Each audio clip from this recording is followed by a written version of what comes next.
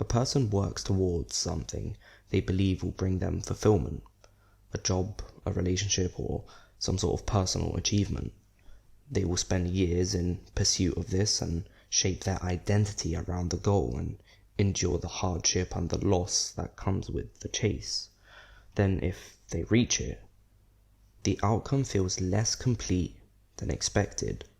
The satisfaction that they get is brief, and that's if it arrives at all.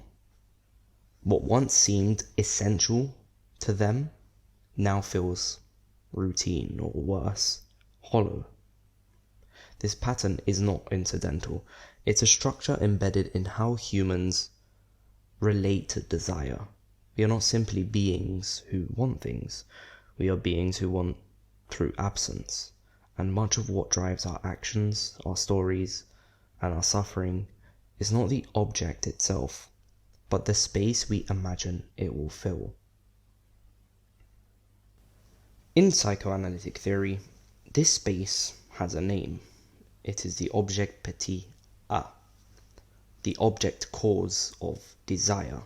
Introduced by Jacques Lacan, it is not the thing that we want, but the placeholder of a loss that defines our sense of self.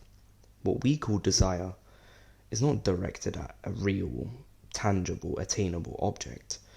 It is structured around a void, a sense of something missing that was never actually there, or never actually present to begin with.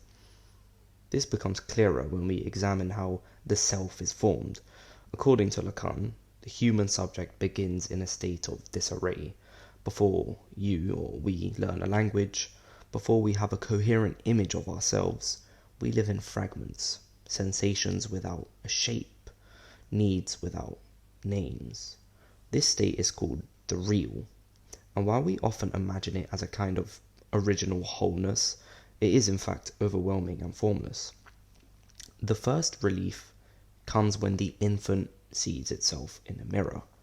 In that moment, the child identifies with the external image of themselves, whole, composed, and unified.